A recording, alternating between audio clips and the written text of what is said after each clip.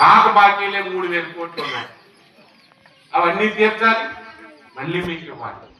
ఈరోజు స్ప్రింక్లర్స్ కానీ డ్రిప్ కానీ మొత్తం వ్యవస్థ అంతా కూడా భిన్నమైంది. అయినా సరే మీ అందరికీ ఒకటే మాటిస్తున్నాం, రేపు మళ్ళీ ఏ ఎన్నికైనా వస్తే మీ దగ్గరికి వచ్చామంటే శభాష్ చంద్రబాబు నాయుడు ప్రభుత్వం ఈ రకంగా చేయాలి, ఈ రకంగా ప్రతి ఒక్కరికి మేలు చేయాలని శభాష్ అనిపించుకునే విధంగా పరిపాలన అందించి మీ అభిమానం పొందుతామని ఈ సందర్భంగా తెలియజేస్తూ, మీరు కూడా రాష్ట్ర పరిస్థితులు తెలుసుకోవాలి. చాలా మంది చాలా రకాలుగా మాట్లాడతారు, అయినా సరే ప్రజలు తెలివైన వాళ్ళు కాబట్టి మీ మీద నాకు ఆ విశ్వాసం ఉంది. తప్పనిసరిగా మీకు ఇచ్చిన మాట ప్రకారం అన్ని పూర్తి చేస్తాం. అయితే రేగులపాడు నేను ఇప్పుడే చెప్పాను, అద్దం పెంకుల్లాగా అన్ని తయారు చేస్తాం. కొద్దిగా నీట్గా మీరు ఇచ్చుకోవాలి. నేను అద్దం పెంకుల్లాగా రోడ్లు వేస్తే తెల్లారింటికి గుర్తు పట్టుకొని వెళ్తే దానివల్ల ఉపయోగం ఉండదు. టాయిలెట్స్ కట్టుకోవాలి. స్వాతంత్రం వచ్చింది 75 సంవత్సరాలు అయింది, ఇంకా ఆడవాళ్ళు టాయిలెట్స్ లేక ఎన్ని అవస్థలు పడుతున్నారు. ఒకవేళ కట్టినా అందులో పిడకలు కూర్చొని పెడుతున్నారు కానీ అది వాట, ఒకవేళ కట్టినా అందులో కర్రలు పెడుతున్నారు కానీ వాడడం లేదు. మారాలి. మీ ఆరోగ్యం బాగుపడాలంటే టాయిలెట్స్ కట్టుకోవాలి, గ్రామాన్ని పరిశుభ్రంగా ఉంచాలి. అన్ని చేయవలసినవి నేను చేస్తాను, మీ బాధ్యత మీరు చేయండి.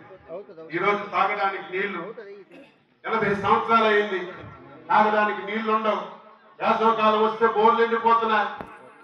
మన ఇంటి ముందు కొలాయి ఉన్నా కొలాయి వదిలితే గాలి వస్తుంది తప్ప నీరు రావడం లేదు. దీనికి శాశ్వత పరిష్కారం ఉండాలి.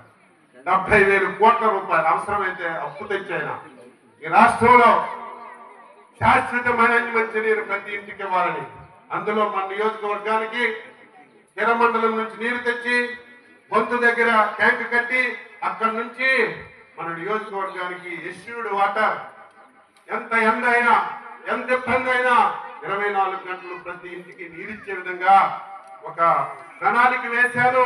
ఈ 5 సంవత్సరాలు నా ప్రధాన ధ్యేయం ప్రతి ఇంటికి తాగడానికి నీరు, ప్రతి ఎకరానికి పండించుకోవడానికి నీరు, ఈ 2 ఇవ్వాలి. 3వది నా ప్రాధాన్యత, తెల్లవారి కూర్చుంటే తండోలుగా వస్తున్నారు. ప్రతి ఓడు రావడం, ఒక కాగితం ఇవ్వడం, నా ఉద్యోగం ఎక్కడ ఉందన్నాడు. అందుకే ఉద్యోగ అవకాశాల మీద కూడా దృష్టి పెడతాం. చిన్న పరిశ్రమలు తీసుకొస్తాం. అవసరం ఉంటే ఉపాధిస్తాం. ఒక వ్యక్తి ఒక ఉద్యోగం చేయడం కాదు, ఒక వ్యక్తి 10 మందికి ఉద్యోగాలు ఇచ్చే స్థాయికి తయారు చేయాలని ప్రయత్నం చేస్తున్నాం. దానికి మన కేంద్ర మంత్రి కూడా మన సహకారం తీసుకొని అన్ని విధాలా ముందుకెళ్దామని ఈ సందర్భంగా తెలియజేస్తూ చాలా సంతోషంగా ఉంది. మా ఇంజనీర్లు వచ్చారు, ఊరంతా తిరగండి, ఎక్కడెక్కడ రోడ్లు కావాలో చెప్పండి, ఇమీడియట్ గా మంజూరు చేస్తాను. రేపు 6-7 మాసాల్లో ఈ గ్రామం ఎక్కడికి వెళ్ళినా సరే బ్రహ్మాండమైనటువంటి రోడ్డు ఉండాలి. ఒకవేళ టాయిలెట్స్ లేకపోతే చెప్పండి, టాయిలెట్స్ కట్టిద్దాం. మీ బాధ్యతగా మీరు ఈ గ్రామాన్ని మంచిగా పరిశుభ్రంగా ఉంచుకోవడానికి మీరు సహకరించాలి. నేను ఎమ్మెల్యే అయ్యేసరికి ప్యాంటు మడత పెట్టి చెప్పులు తీసుకుని వచ్చేవాడు, వాస్తవం ఇది. ఎర్రనాయుడు గారు ఎమ్మెల్యే అయ్యేసరికి ఈ ఊరికి పాఠశాల సరిగా ఉండేది కాదు, కరెంట్ ఉండేది కాదు. మీదే కాదు, పక్కనే లక్ష్మీనారాయణపురం ఉంది. అసలు ఇది గ్రామమేనా? తెలుగుదేశం రాకముందు అక్కడ ప్రజలు ఎలగబతికారో ఆశ్చర్యం. మనం వచ్చిన తర్వాత అన్ని చేస్తాం, కానీ అవన్నీ మర్చిపోతారు. ఇప్పుడే పెద్ద చెప్పినట్టుగా నువ్వు అటు ఉన్నావు కాబట్టి నేను ఇటు ఉంటాను. ఇదే ధర్మం, ఇదే న్యాయం. ప్రజాస్వామ్యం అంటే ఏంటి? మీ ఓటు ఇవ్వాలి. ఓటు ఇచ్చిన వ్యక్తి మాకు పని చేశాడా లేదా, మాకు న్యాయం చేశాడా లేదా, మా అవసరాలు తీరుస్తున్నాడా లేదా.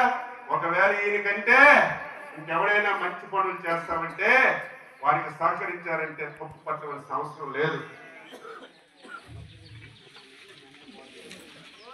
మీరందరూ ఒకసారి ఆలోచన చేయమని, ఓట్లు వేసినా వేయకపోయినా నేను 6 సార్లు ఎమ్మెల్యే అయ్యాను. చంద్రబాబు నాయుడు ఆశీస్సులతో 2 సార్లు మంత్రి అయ్యాను. ఒకసారి రాష్ట్ర పార్టీ అధ్యక్షుడిగా చేశాను. ఎంతకంటే గౌరవం నాకేం అవసరం లేదు. ఆ గౌరవాన్ని సంపాదించాను. నా ధ్యేయం, నా ఆశయం ఒకటే, ఎమ్మెల్యే అంటే అచ్చెన్నాయుడులా ఉండాలి, ఎమ్మెల్యే అంటే ప్రజాప్రతినిధి అంటే ఉండాలి. నాకు తెలిసి తెలియక ఎక్కడ ఒక తప్పు కూడా జరగదు. ఎక్కడ ఒక పైసా ఎవరు ట్రాన్స్ఫర్ చేసినా, ఎవరికి పనులు ఇచ్చినా, ఎవరికి ఒక ఉద్యోగం ఇచ్చినా, ఎవరికి సహాయం చేసినా, ఎవడైనా ఒక్క పైసా నాకివ్వడం కాదు, నా పేరు చెప్పుకొని తీసుకున్నా సరే వాళ్ళ ముఖం చూడకుండా ఒక నియమంతో నిబంధనతో పనిచేస్తున్నాం. ఇదే శాశ్వతం. ఆ ఆలోచనతో పనిచేస్తున్నాం. అదెవరికి కావాలి? ఈ రోజు ఉంటే మంత్రి అంటారు, మంత్రి పోతే పోయిందంటారు. కానీ మీ ఊరికి మంచి పనులు ఒకటి చేస్తే అచ్చెన్నాయుడు చేశాడని శాశ్వతంగా ఉంటుంది.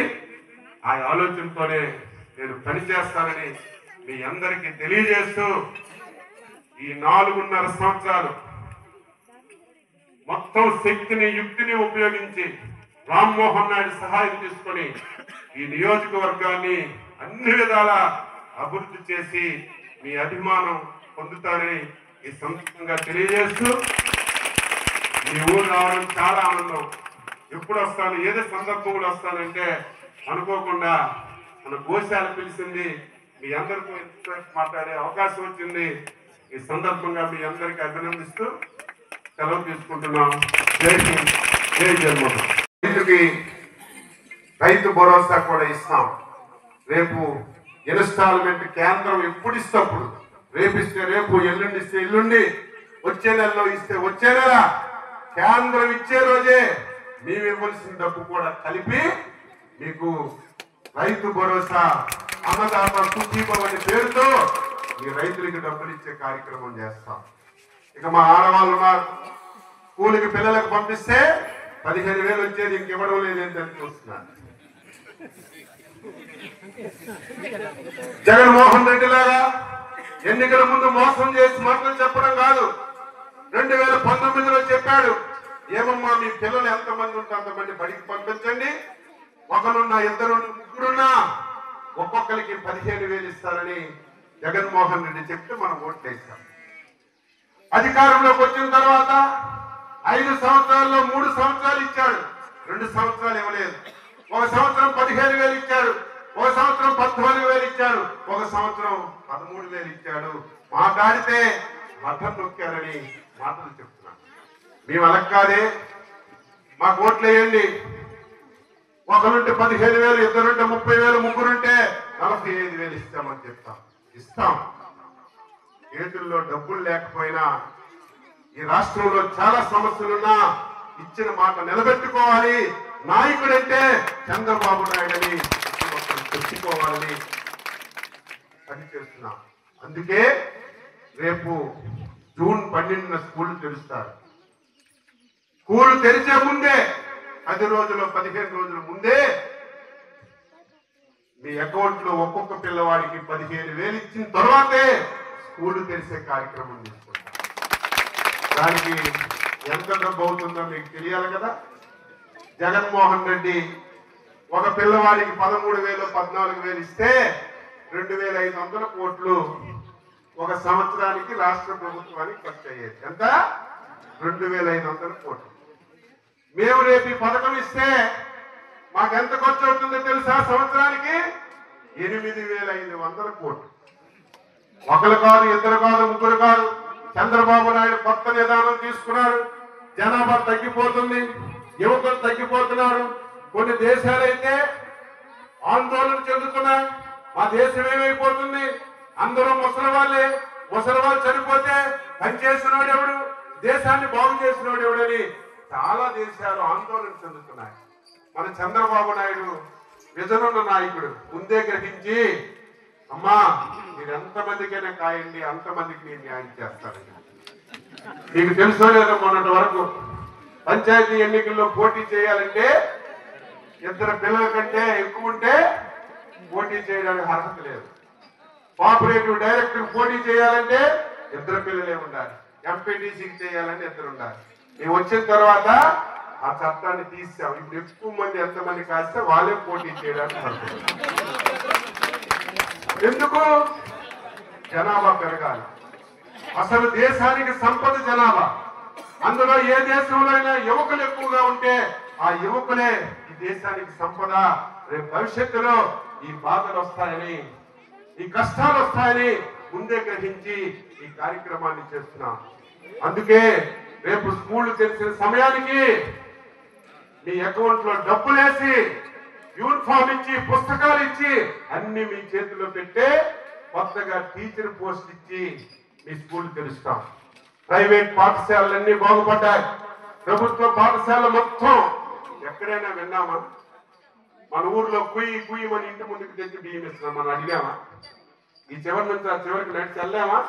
బియ్యం అడిగామా? ఇంటి ముందుకు తెచ్చమ్మని అడగని బియ్యం ఇంటి ముందుకు తెచ్చిస్తామని గొప్పలు చెప్పారు.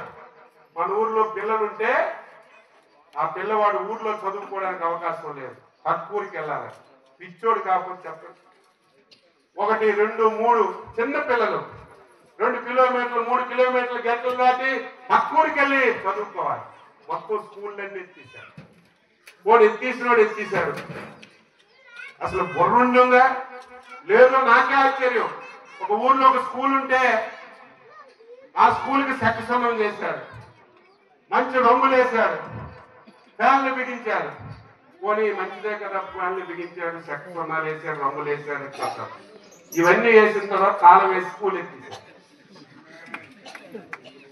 ఆ స్కూల్ చూస్తే ధాన్యం బస్తాలు గాజులు మనవాళ్ళు పెట్టుకున్నాం. ఎవరి డబ్బు అది? అది కాదు డబ్బ, మన డబ్బు, ప్రజల డబ్బు. అంటే మొత్తం స్కూళ్ళన్నీ ఎత్తేసి రాష్ట్రంలో విద్యా వ్యవస్థని చిన్నాభిన్నం చేశారు. అందుకే మళ్ళీ రేపు జూన్ నుంచి 4 విధానాలుగా విద్య ఉంటుంది. 1 నుంచి 5 వరకు ఒకటి, 6 నుంచి 10 వరకు ఒకటి, ఇంటర్మీడియట్ ఒకటి, డిగ్రీ ఒకటి. 4 విధానంలో మళ్ళీ విద్యా విధానాన్ని తీసుకొస్తున్నాం. 1 ఇల్లున్నా, 2 ఇల్లున్నా, 5 ఇల్లున్నా ప్రతి ఊర్లో ఒక పాఠశాల తెచ్చి మళ్ళీ ప్రభుత్వ పాఠశాలలన్నీ ప్రైవేట్ పాఠశాలకు ధీటుగా తయారు చేయాలని ఈరోజు ప్రయత్నం చేస్తున్నాం. ప్రజలందరూ అర్థం చేసుకోవాలి, ప్రజలందరూ తెలుసుకోవాలి. చాలా ఇబ్బందులు ఉన్నాయి, చాలా కష్టాలు ఉన్నాయి. నేనున్నాను, నా శాఖలో ఎన్నో చేయాలి. ఈరోజు రైతులు ఉన్నారు. 2014-19లో మీకు ఎన్ని కొడవలు కావాలన్నా, ఎన్ని స్ప్రేయర్లు కావాలన్నా, ఎన్ని దుక్కుకున్న నాగళ్ళు కావాలన్నా, ట్రాక్టర్లు కావాలన్నా, నూర్పు మిషన్లు కావాలన్నా అన్ని ఇచ్చాం. 5 సంవత్సరాలు ఏమీ ఇవ్వలేదు.